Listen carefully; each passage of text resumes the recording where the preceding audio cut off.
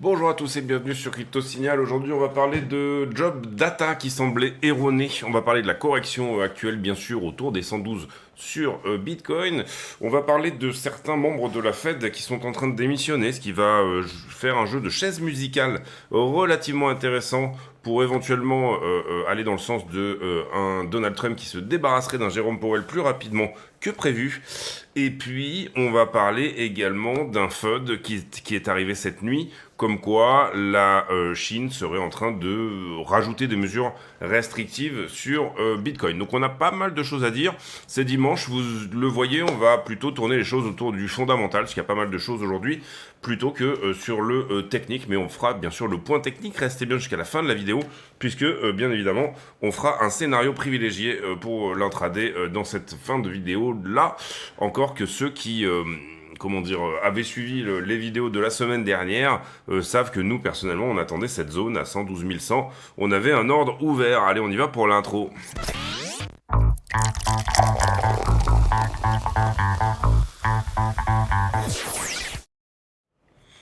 Alors, intro pour moi sur Bitcoin en daily. Déjà, on voit qu'on perd le support qui était ici. Ce support daily a été mangé. On a fait un hard closing en dessous. Ça, c'était avant-hier. Et donc, du coup, eh bien évidemment, on est obligé de l'enlever. On voit que d'une certaine manière, on est plus ou moins en train de faire à peu près ce qu'on avait dit, c'est-à-dire une forme de Bart Simpson. Je pousse, je fais une coupe en broche, j'ai un peu trop de liquidité sous le support, je viens rejouer et repasser une première fois sous la structure, puis une deuxième pour finalement aller chercher la vallée qui se trouve ici. Est-ce que la correction est finie? Moi, à mon sens, oui, c'est mon scénario privilégié, qu'il n'y a plus trop de liquidité à prendre, donc du coup, on n'a plus trop à liquider en dessous. Mais voilà, nous on attendait Bitcoin sur une double zone, 112 100 et 110 500 globalement. Donc personnellement j'ai ouvert une position qui est ici. Pour le moment, ça se passe plutôt pas mal, vous le voyez. On va voir ici si ça continue dans le bon sens ou pas. Je vous rappelle le code Crypto Signal FR si vous voulez ouvrir un compte sur BingX. Vous êtes bien sûr les bienvenus. Et je rappelle également de mettre un like sur la vidéo, commenter si jamais le contenu vous plaît également, et puis de ne pas hésiter à vous abonner, activer la cloche des notifications. Je rappelle que sur la chaîne, tous les bénéfices sont reversés à Mécénat Chirurgie Cardiaque, qui opère des enfants ayant des problèmes de cardiopathie, qui les opère pour finalement, et bien tout simplement, les faire venir en France et les faire être opérés en France. Je pense qu'on peut modifier ici le flag, le remodifier, on l'avait changé un petit peu hier, mais pour le ramener sur quelque chose de paralléloïde plutôt dans cet esprit-là, d'accord, comme ceci. Ça paraît relativement logique de se dire ici qu'est-ce qu'on a eu. On a eu finalement une forme de A, pardon, une forme de A ici, une B ici et une C comme ça. D'accord? Pour moi, c'est voilà, la B ici se trouve plus ou moins sur une flat, c'était le range. Donc je pousse vers le bas, je fais mon range et ensuite je viens dévier sous le range. Et pour moi, voilà, la correction ici est potentiellement terminée. Reste à voir encore une fois si on va pas à 110. Ça serait éventuellement pour le coup, allez, vous le voyez ici carrément jusqu'en bas de l'imbalance. Ici, on est venu réparer un événement de marché. On avait accouché trop fort, surtout en price discovery. On avait accouché trop fort au travers de ce point-là. Et on est venu, bien sûr, réparer ces choses-là en venant plus ou moins refaire un tour. Et encore une fois, pour moi, ça s'arrête sur la vallée qui est là, mais je n'ai aucune certitude que c'est le cas. Et c'est pour ça, bien sûr, qu'on pratique un risk management maîtrisé et qu'on fait les choses correctement. Mais voilà, pour moi, ça doit s'arrêter là. Et si on dézoome un petit peu, il y a une certaine forme de logique également à venir faire ce qu'on a fait là, parce qu'il y avait une zone de support ici, je vais vous le mettre plutôt dans comme une boîte comme ça, il y a une zone de support à revenir tester, 1, 2 et 3, par le passé c'était une résistance, bon certes je le refais un petit retest ici à la cassure, mais par le passé c'était une résistance. La théorie de l'inversion de la polarité, pas la théorie mais ce qu'on voit assez souvent se faire, c'est-à-dire toute résistance deviendra support ensuite, pourrait éventuellement ici se mettre en place inversion de polarité. Cette petite box ici, donc vous voyez qu'on a quelque chose dans le passé qui nous dit ah tiens ça peut devenir un support, et puis on a aussi en price action, on parle beaucoup de vallées et de pics qui sont censés protéger le reste du mouvement, donc voilà, là il y avait une belle concordance, il y avait la boîte de liquidité, en dessous de la boîte de liquidité il y avait ce petit morceau de structure qui dit à un moment donné en fait le marché a temporisé ici, il y a des acheteurs qui se sont un petit peu arrêtés et puis qui d'un coup ont repris, qui ont montré, ça devait corriger, mais il y a eu une vraie force acheteuse qui a été mise en place, et on l'a vu également ceci se mettre en place hier sur les 112 100, ce qui était, légèrement en dessous, pardon, 112 000 et 111 880, mais d'une certaine manière, je trouve que la mèche est belle, je trouve que la cassure de la distrib est pas moche. On va voir ici encore une fois. Pour le moment, attention, j'aime pas trop là, ce genre de choses, c'est-à-dire d'avoir finalement un momentum qui pousse bien et qui ralentit. J'aime pas trop ce genre de montée larvée là, ça c'est moche. On préférerait bien sûr faire une vraie correction comme ceci en accumulant du shorter pour finalement short squeezer et passer au travers. Donc voilà, à ce stade, est-ce qu'on peut dire que ça c'est impulsion? Est-ce que là on a une correction et on va refaire une impulsion supplémentaire? Il faudrait pour moi passer sous la structure, nettoyer un petit peu ce qu'il y a là-dedans pour pouvoir se dire que oui c'est le cas. Donc repasser sous 113 me paraîtrait être pas une mauvaise chose, voilà, à ce stade. On va pas non plus faire trop long sur l'analyse technique, comme je le disais tout à l'heure, il y a beaucoup de choses à voir au niveau du fondamental. Ether contre Bitcoin qui est à la correction. Ce qui est relativement logique, et on avait dit ici les 0,30 support. Pour moi, c'est pareil, c'est quelque chose qui pourrait être terminé d'ores et déjà, c'est-à-dire on fait une flat ABC et on repart. Je pense qu'Ether va s'apprécier par rapport à Bitcoin. Maintenant, aucune certitude de ce côté-là. Et on ira voir sur le fondamental. Pour le coup, par contre, j'ai une perte de support sur Ether sur les 3005. Je l'aurais bien vu tenir 3005. Et vous voyez qu'il a dévié un petit peu en dessous. Il est plutôt descendu à 3340. Où est-ce que se trouve le support? Ici, c'est un peu la même chose. Sous la structure, vous avez cette petite vallée. Et vous avez ici cet endroit-là qui auparavant était résistance et qui pourrait faire support pour le coup, d'accord? Donc là c'est pareil, 3003, on le voyait peut-être plutôt se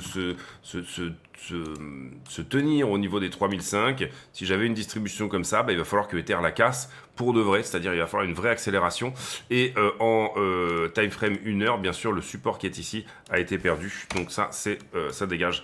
Globalement, si je dois chercher un support ici sur notre ami Ethereum, il va être, on l'aura même pas vraiment en nombre de touchettes, on l'aura même pas vraiment ici, donc ça vaut pas la peine d'en mettre un. Bref, on va voir ici encore une fois, pour moi c'est une jolie zone pour Ether pour se reprendre. Ce qu'il faut surtout pas, c'est qu'il nous fasse un refus sur les 3005. À l'inverse, le support qu'on pensait pouvoir tenir, lui-même peut nous faire une inversion de polarité et peut nous faire aller plus bas. Et dans ce cas-là, c'est plutôt 3000 la target.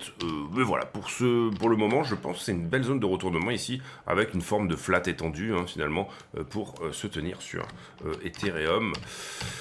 Le total 3... donc toutes les altcoins et leur dominance, on continue finalement une distribution qui était déjà en cours, qui s'était accélérée ici, première accélération, deuxième accélération, d'ores et déjà, et pour le moment où est-ce que se trouve le support, on leur demandera déjà de venir péter la distribution la plus agressive. Le support était là, il a été perdu autour des 20, c'est un petit peu pareil, c'est pas très engageant je trouve sur les alts, voilà, peut-être ici au creux de cette vallée-là, ou au creux de cette vallée-là. Vous avez deux vallées ici, donc 19% ou 18,5%, c'est-à-dire le bottom. Mais si on casse d'ores et déjà, et pour le moment c'est pas le cas, vous voyez que Ether commence à jouer avec sa traîne de distribution. Bitcoin a plus ou moins cassé la sienne, mais sur l'altcoin dominance, pour le moment on est toujours en tendance baissière, sauf à dire que c'est dimanche et que ça pourrait repartir au niveau du lundi. Et d'une manière générale, on a quand même, et du coup ça me fait une magnifique transition vers le fondamental, on a quand même de la petite info ici. Alors j'ai vu que la correction pourrait être due à un mauvais reading sur le marché de l'emploi, et en ce qui me concerne, absolument pas. Un mauvais reading au niveau du marché de l'emploi est très haussier. En fait, ce qui s'est passé, c'est que sur le marché de l'emploi, on nous a dit, il y a eu des révisions du BLS, donc le Bureau of Labor Statistics, qui ont dit, non, en fait, on s'était planté sur les rapports de mai et juin. Donc le rapport de juillet est certes à 4,2, mais en fait la lecture des rapports de mai et juin devrait être plus mauvaise que ce qu'on avait sorti comme stat. Et là, Donald Trump a fait une sortie, il a dit tout simplement, je vire la meuf du BLS, je la dégage, parce que on est en train d'essayer de manipuler les chiffres pour faire croire que j'ai un mauvais mandat. Et également, bien sûr, vous comprenez que ces chiffres sont extrêmement importants pour la Fed, et pour pouvoir dire, on garde les taux à un certain niveau ou pas. Il en reste qu'à la fin, bon, le chômage reste à 4,2, quoi qu'il arrive, mais vous le voyez, énorme pivot du côté du marché qui dit que Powell, du coup, va pivoter sur cette mauvaise lecture. Donc pour moi, là où les gens qui manquent un petit peu de discernement, ou en tout cas, à un moment donné, il faut avoir des convictions, et il faut les garder. Ce que je veux dire par là, c'est, bon, un événement, soit il est haussier, soit il est baissier, des mauvais rapports sur l'emploi, un secteur de l'emploi qui se délite, mais pas trop, et là vous comprenez que c'est pas trop, on reste à 4,2 en chômage, finalement emmène le marché à dire Powell va pivoter, et vous voyez que c'est le cas tout de suite.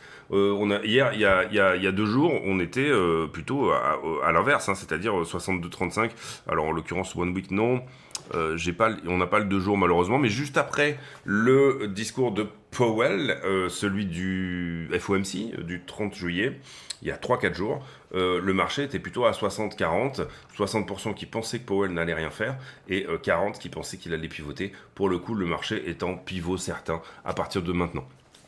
Pivot quasi certain. Donc ça, pour moi, c'est une très bonne nouvelle. Maintenant, pourquoi la crypto a corrigé ? Pour moi, c'est un événement de liquidité déjà. Et puis, il y a 2 ou 3 petites autres choses. Le discours qui a été de Powell, qui a été somme toute hawkish, qui a été anti-inflation. Pour le coup, Powell nous a dit, j'ai pas vraiment dans l'intention de pivoter, moi, et c'est quand même à lui qu'on pourra donner le crédit d'avoir la main là-dessus. Moi, j'ai pas l'intention de pivoter en septembre. J'ai l'intention d'attendre, en tout cas, les 2 readings, les 2 data, inflation plus chômage, qui vont se mettre devant moi sur le chemin. Également, j'ai pas du tout l'intention de pivoter. Et à ce stade, toute la Fed pense que nous sommes en territoire restrictif, ce qui m'amène à une magnifique transition, pour ce petit rototo des familles. Donc ça, on l'a dit, Trump qui vire la meuf du BLS. Et ici, démission de Kugler, qui a dit, moi je m'en vais, pour le coup. Elle devait partir quand même en décembre de cette année. On est là actuellement en août. Voilà. Alors, il y a plusieurs questions. Est-ce qu'elle a été poussée vers la sortie ? Est-ce qu'on lui a demandé de sortir de manière à, bien sûr, parce qu'en fait, comment ça fonctionne ? Alors, sans être vraiment un crack de ces idées-là, et sans l'avoir préparé non plus, mais globalement, j'ai quand même une idée à peu près de comment ça fonctionne sur la base. Vous avez des fêtes qui tournent. Si je ne me trompe pas, il y a 12 banques fédérales et il y en a 7 qui sont sur les votes chaque année. Et à chaque fois, ça tourne. Vous en avez 5 qui sont tournants, du coup. Et donc, il y en a 7 qui votent de manière à donner finalement une appréciation un petit peu étatique, pas trop mal foutue. C'est-à-dire qu'on privilégie pas tout le temps l'Arizona par rapport à un tel. Il y a des moments où l'Arizona ne vote pas, etc. Je dis l'Arizona comme ça, hein, c'est certainement pas cette juridiction-là. Mais vous comprenez que voilà, l'idée, vous avez la banque de Cleveland, vous avez la banque fédérale de, New York, et petit à petit, ça vote et ça se décale comme ça. Également, les présidents de Fed, pas les présidents, mais les gouverneurs de chacune de ces 12 Fed sont nommés en partie, je crois qu'il y a 3 sièges qui sont nommés par le président, 3 sièges par les autres, etc. Et là, c'est pareil, ça tourne à ce niveau-là. D'une certaine manière, ici, on peut comprendre que quand Kugler se barre, ça va être à la présidence en place de dire quelle va être la remplaçante le remplaçant ou la remplaçante de Kugler, et donc du coup, d'envoyer quelqu'un qui sera plutôt en faveur de un pivot sur les taux. Et Trump, en ce moment, il nous l'a pas caché, on est à peu près au courant qu'il est en faveur d'un pivot sur les taux.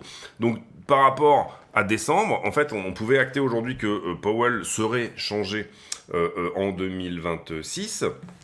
Je crois que c'est vers la mi-2026, donc globalement dans à peu près un an. Et là, le départ, en fait, nous approche de 6 mois. Et de ce qu'on en a vu dernièrement sur le dernier meeting, et ça a été tout à fait montré par Powell, sur le moment, il y avait 2 personnes qui étaient plutôt en faveur d'un pivot, donc on va dire trumpistes, pour faire simple, en tout cas sur cette narration-là par rapport à l'inflation, il y avait 2 personnes à la Fed qui essayaient de se placer un peu dans les petits papiers de Trump, pour être pourquoi pas président de la Fed, chairman comme Jerome Powell actuellement, et ici c'est une opportunité pour Trump que Kugler effectivement se casse, tout simplement parce que aujourd'hui, là où on avait un rapport de 5 contre 2 dans la zone actuelle, 5 pour Powell, on va dire, et 2 pour Trump, Kugler se barre, donc on passe sur un rapport à 4-3. Il suffit qu'une des personnes en faveur au moment un des mecs de la Fed disent aussi bah, moi je m'en vais, et on comprend en ce moment que les pressions sont relativement énormes, puisque quand vous avez fini votre mandat à la Fed, vous faites quoi dans l'administration actuelle? Si vous vous mettez bien ou pas, bon bah là vous comprenez que Kugler, elle va peut-être avoir un petit poste un peu sympa des familles, peut-être comme Ségolène Royal à un moment donné avait été ambassadeur du pôle Sud, ce qui était un poste où finalement tu restes payé, mais où on t'a gentiment limogé quelque part, où tu sers pas à grand chose, encore qu'en ce moment il y a quelque chose d'extrêmement stratégique au niveau des pôles qui est en train de se mettre en place, donc ça fait de moi une mauvaise langue. Mais voilà, en gros, il y a peut-être ici quelque chose qui s'est mis en place au niveau, un petit deal hein, entre les uns et les autres. En tout cas, on est à 4-3 pour Powell. Et si on passe à 4-3 pour Trump, vous comprenez que Powell dégage. Moi, je trouve pas personnellement que Powell soit extrêmement mauvais. C'est un bon communicant. Attention, hein, si Trump place une de ses... L'important à la Fed, c'est de bien communiquer. C'est-à-dire, vous pouvez avoir des gros événements de marché. Il suffit d'une petite boulette quand vous faites votre phrase. Et vous pouvez avoir... C'était typiquement plus ou moins ce qui s'était passé pendant la crise de 2008, hein, par exemple, où je sais plus si c'était triché ou je sais plus. Enfin bon, bref, je voudrais pas dire de bêtises. Trump qui visiblement se donne jusqu'au 7 août pour, par rapport aux tarifs, renégocier un petit peu certaines choses, à part pour le Canada. Vous voyez ici les tarifs des différents pays. Le Brésil qui, avec la personne de Lula, prend cher, et on remarquera que à ce stade, bon alors il n'y a pas beaucoup d'échanges à mon avis qui se font dans ce sens-là, mais en tout cas la Russie n'a pas eu de droit de douane du tout, hein. En tout cas si je me trompe pas, c'est pas le cas.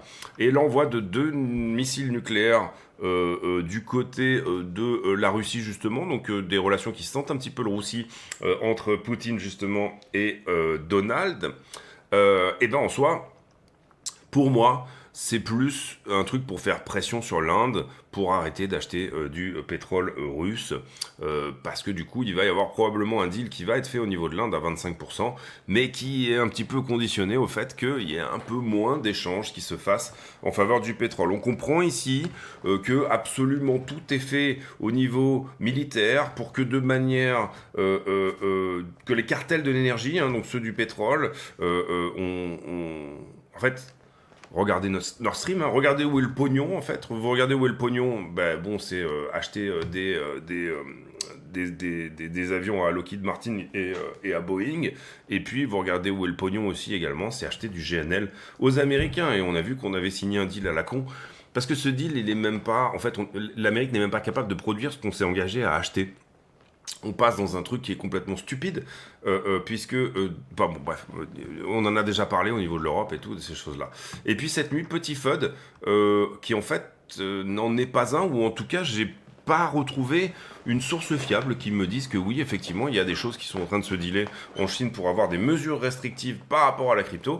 Il faut quand même rappeler que la crypto, les transactions en tout cas, sont interdites en Chine, et que le minage à ce stade est interdit en Chine également, sauf Hong Kong qui est en train de se déréguler, et qu'en 2024-2025, on a fait plutôt preuve de un peu plus d'ouverture. Donc la rumeur irait plutôt vers le fait que la Chine se réouvre à nouveau à la crypto. Maintenant, il y a effectivement des rumeurs qui sont sorties cette nuit, comme quoi la Chine serait en train de vouloir rajouter des mesures restrictives. Alors je vois pas comment elle peut en faire plus.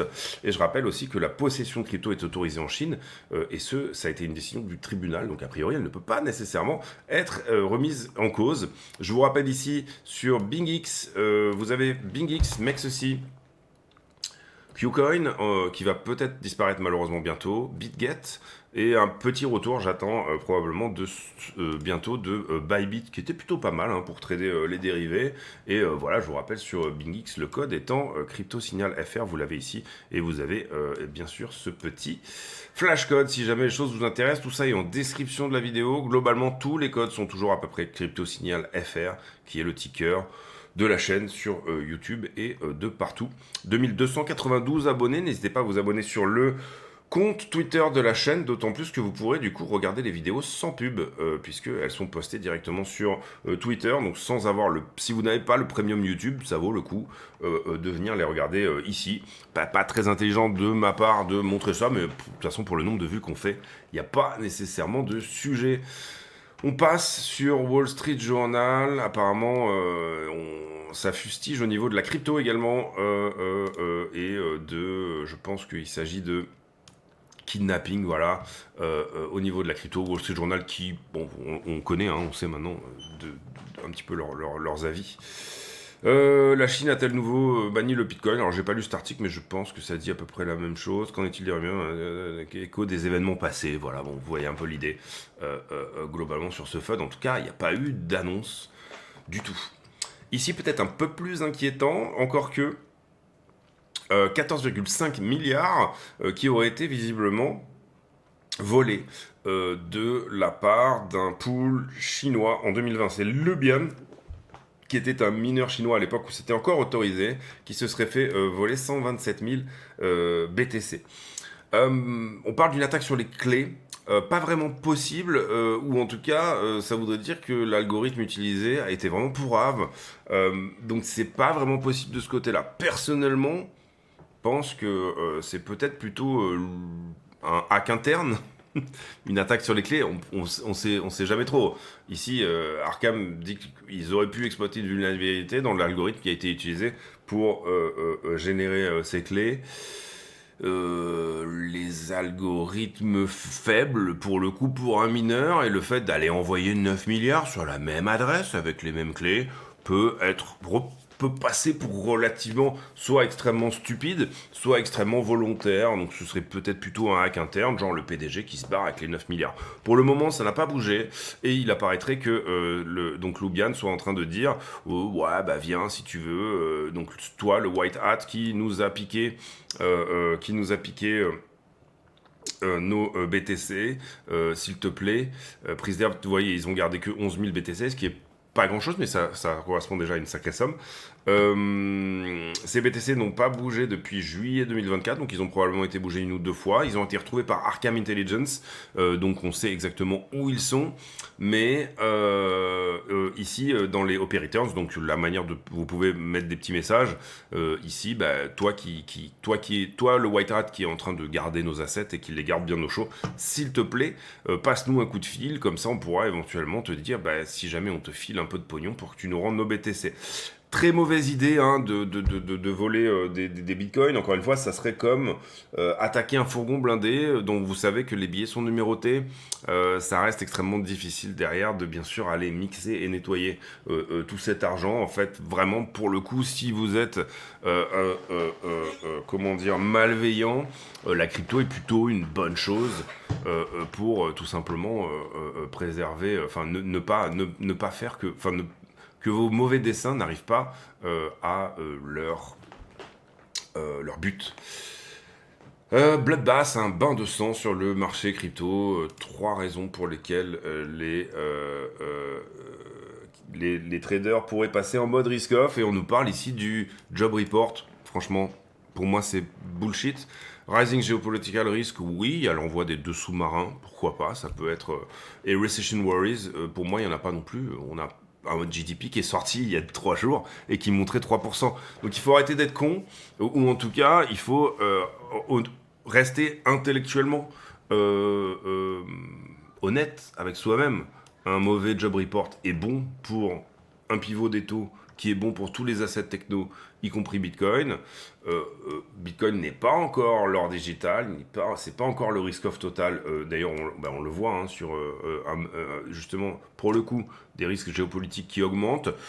Ici, pour moi, c'était un mouvement de liquidité qu'il y avait à faire. D'ailleurs, avant que tout ça sorte, tous les mouvements sortent, nous, on disait Bitcoin ira à 112 parce que c'est là qu'on a les ordres d'achat. Dans la mesure où on n'a pas eu ce mouvement extrêmement puissant qui aurait gardé un peu sa trend, c'est-à-dire qu'on aurait pu avoir un mouvement vraiment puissant qui tienne une trend de 150 000 là, à la mi-août à peu près. Dans la mesure où on n'a pas eu ça, eh bien, on était plutôt sur cette idée de latéralisation / tarif, etc. Il ne faut pas oublier que les tarifs ont commencé à être mis en mode tarif. Donc pour le coup, 1er août, c'était quand même la deadline, même si visiblement elle a été décalée au 7. Donc voilà, toutes ces choses-là, il faut quand même les garder en tête et il faut arrêter de faire la pirouette. Ça me fait penser un petit peu aux gens, alors excusez-moi, ça va être un petit peu long, et là on parle un peu des mêmes choses, et là on parle des mêmes choses, c'est ce qu'on a dit hein, sur Powell, etc. Et ici, on va dire que on s'en branle un petit peu, excusez-moi du terme. Là, pareil, on va passer, et calendrier économique, cette semaine, il n'y a pas grand-chose, donc on passe aussi. Ce que je veux dire par là, c'est que j'ai perdu le fil, excusez-moi.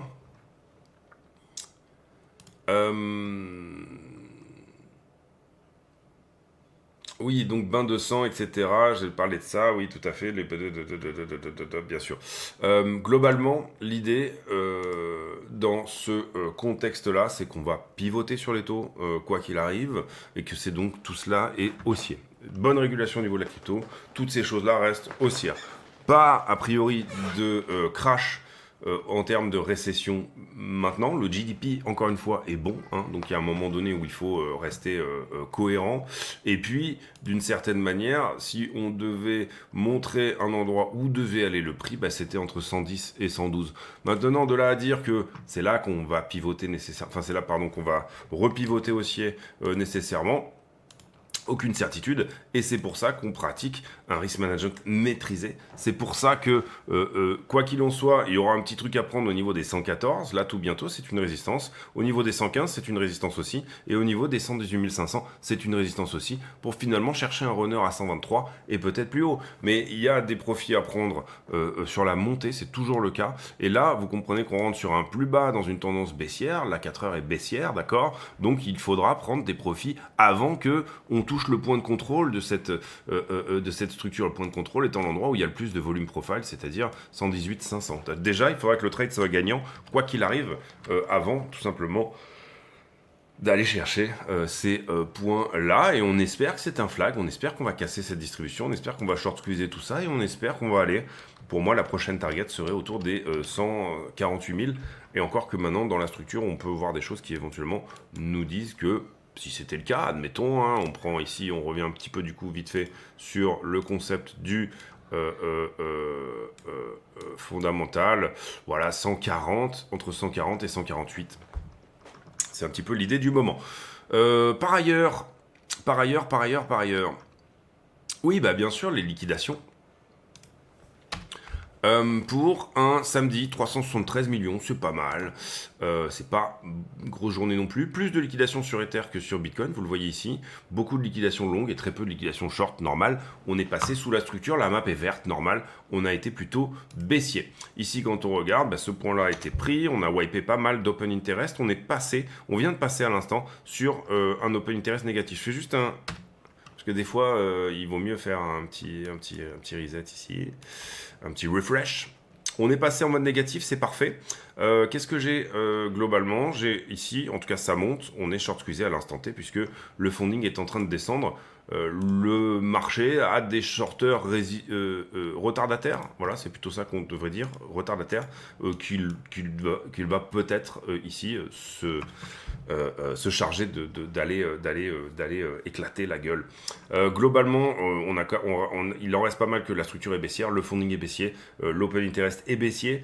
Ici, j'ai un petit quelque chose peut-être. Là, ça va ensemble, moi je trouve. Et j'avais un petit peu de short ici. Donc du coup, je pense qu'on peut mettre celui-là en 2 pixels. Voilà, en tout cas, on peut éventuellement se dire que là, instant T, ça pourrait aller un petit peu plus haut. Et puis, à l'inverse, juste là, j'ai un prix qui monte, un funding qui descend. Donc pareil, c'est plutôt shorté, je trouve, sur la structure. Donc ça, c'est plutôt encourageant pour éventuellement aller squeezer un peu plus haut, d'accord? C'est pas forcément une certitude, encore une fois. On va regarder sur iBlock ce que ça dit. On a bien nettoyé la weekly en heatmap. Encore une fois, 110 reste possible si jamais on a besoin de ressourcer encore une nouvelle fois en dessous. On voit que le jaune cacadois, il était plutôt dans cette zone-là. Donc c'est là qu'étaient les gros ordres. Mais vous voyez que dans cette zone-là, on n'aurait pas eu notre ordre. Nous, on était à 112-100. Donc on avait tablé sur un peu plus bas. Et pourquoi pas aller tabler sur 110? Ça ne me dérangerait pas, surtout qu'on est dimanche. Un petit mouvement pour nettoyer les longues du week-end. Encore que sur l'instant T, je le redis, on est plutôt shorté. Et d'ailleurs, cette zone ici à 120 est passée cacadois également. Donc voilà, pour moi, on va à 123. Maintenant, je peux me tromper et il est possible qu'on passe par les 110 avant, sans aucun problème. Et encore une fois, je peux me tromper. C'est pour ça que dans mes positions, je vais mettre 2% maxi. 1%, 2%. Là, en l'occurrence, la position qui est ouverte. Bon, on a plein d'autres positions qui cartonnent en ce moment parce que du coup, elles ont été ouvertes bien plus bas. Mais là, en l'occurrence, la position qui est ouverte ici, elle est plutôt basse puisqu'elle est à 0,5 et qu'elle passera à 1% si on va à 110. Donc là, je défends une liquidation, je double ma position si on va à 110. Derrière, je laisserai la position se faire prendre parce que pour moi, si on perd 110, on va plutôt dans les 100. Mais je pense vraiment pas que ça soit le cas. Encore une fois, je trouve que tout reste haussier sur le fond. Et Ether qui fait un peu d'excès, parce qu'il n'avait pas nécessairement à aller pousser plus bas ici, mais ici c'est peut-être pour le spot. Pour moi, Ether va revenir à 4000, et il y a la liquidité intermédiaire est plus ou moins présente pour y aller, la demande institutionnelle est plus ou moins présente. Attention, bien sûr, on a eu des reflux sur les ETF, on a eu des sorties, mais personnellement, je trouve que le spot, en termes d'adoption institutionnelle, en termes de régulation, en termes de émergence des taux, est bon. Et pour la partie géopolitique, il ne faut pas trop se faire berner non plus par finalement des petites manipulations de bas étages de il a coulé mon porte-avions, j'envoie mon sous-marin en B8, etc. Ce genre de choses. Attention, il y a un moment donné où ça pue, ce genre d'histoire, hein, où effectivement il y a un moment donné où peut-être qu'on fermera nous-mêmes les yeux.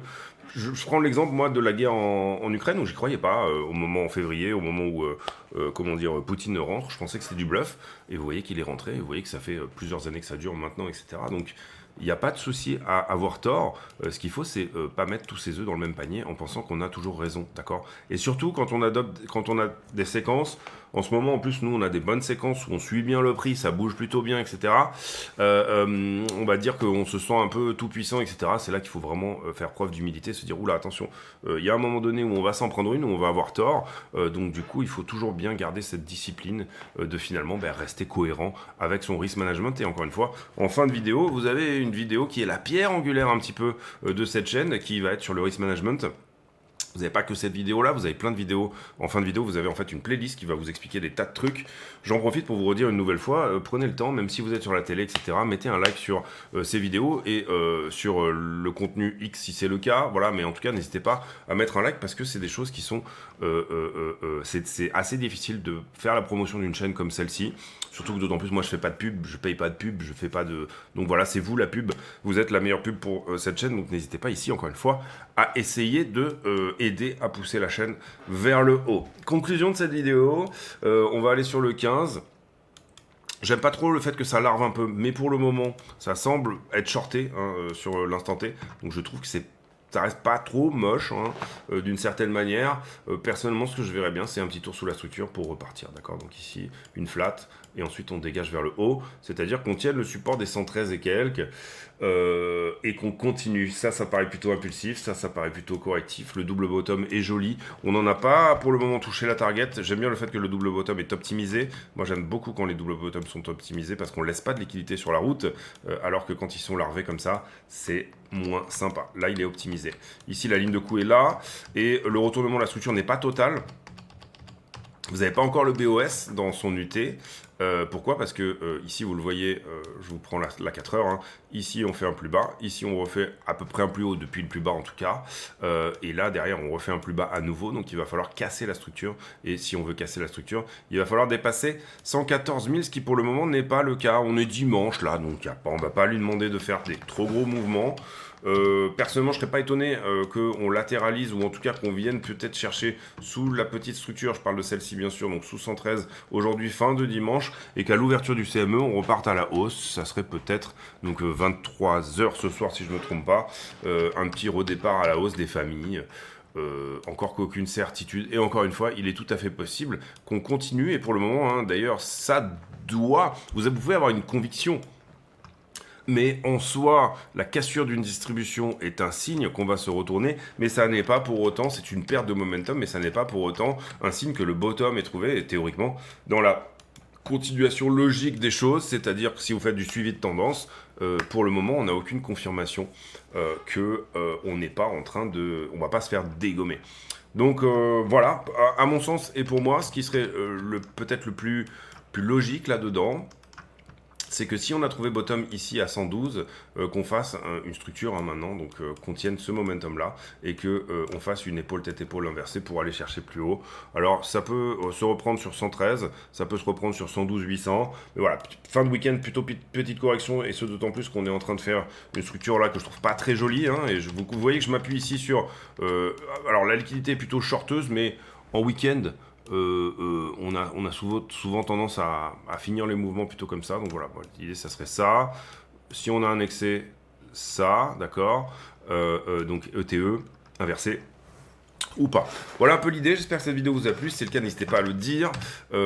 Beaucoup de choses aujourd'hui, c'est-à-dire du mouvement au niveau de la Fed, du mouvement au niveau du BLS, un job report qui pour moi, dans ma lecture des choses, est très bon, un pivot qui est imminent, et ça on en rajoute encore plus. 80%, c'est assez rare quand même que ça dise que ça va pivoter à 80%. Alors Powell n'a absolument pas fait d'annonce, il n'a pas parlé, je crois pas en tout cas, du truc comme ça, mais du mouvement chez la Fed en tout cas, c'est-à-dire 4-3 pour Powell, toujours, hein, le rapport de force est toujours en faveur de Powell au niveau de la Banque fédérale, et puis, quoi qu'il en soit, grosse pression sur lui quand même, hein, pour imaginer qu'il fasse trop tard, pour le coup, hein, imaginer que, on l'a tellement appelé Jérôme trop tard, que si là il fait trop tard, pour le coup, ça risque de lui coller à la peau pendant un certain moment, et c'est une fin de carrière. Encore qu'il a quand même l'âge, même s'il reste relativement frais intellectuellement, il a quand même l'âge de peut-être calmer les choses au bout d'un moment.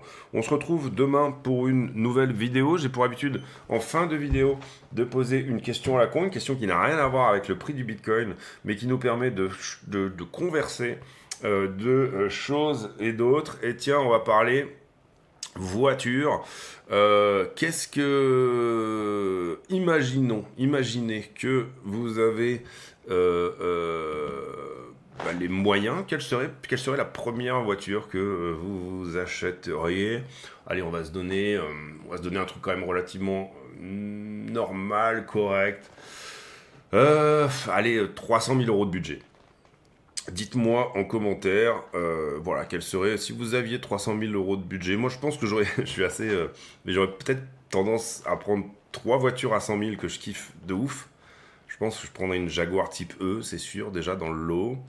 Je pense que je prendrais une Lexus, mais ça doit être les LFA, ou peut-être une LC 500, là, qui était vraiment mignonne. Le modèle en 580 chevaux, là, qui était, moi je la trouvais très très jolie. Donc donc une récente, une Jaguar type E pour le côté un petit peu vieux, et probablement un pick-up américain, mais genre un truc fiabilisé, pick-up américain à l'ancienne, hein, bien sûr, un Ford F100, je crois, ou F8, F1, Ford F1, peut-être les plus vieux, il me semble, années 50, mais fiabilisé, c'est-à-dire sur une bâche châssis, je sais pas, d'un truc beaucoup plus récent, avec des bons freins et tout, etc. Donc je pense que dans les 100 000, ça se touche. Voilà, les amis, un petit peu. Personnellement, je n'irais pas chercher la Lambo à 300 000, j'irais plutôt sur trois voitures à 100 000, 3 voitures plaisir à 100 000, qui vont bien. Voilà un petit peu comment je verrai les choses. Les amis, on se retrouve demain pour une nouvelle vidéo. J'espère que celle-ci vous a plu une nouvelle fois, et portez-vous bien. À très bientôt. Ciao, ciao.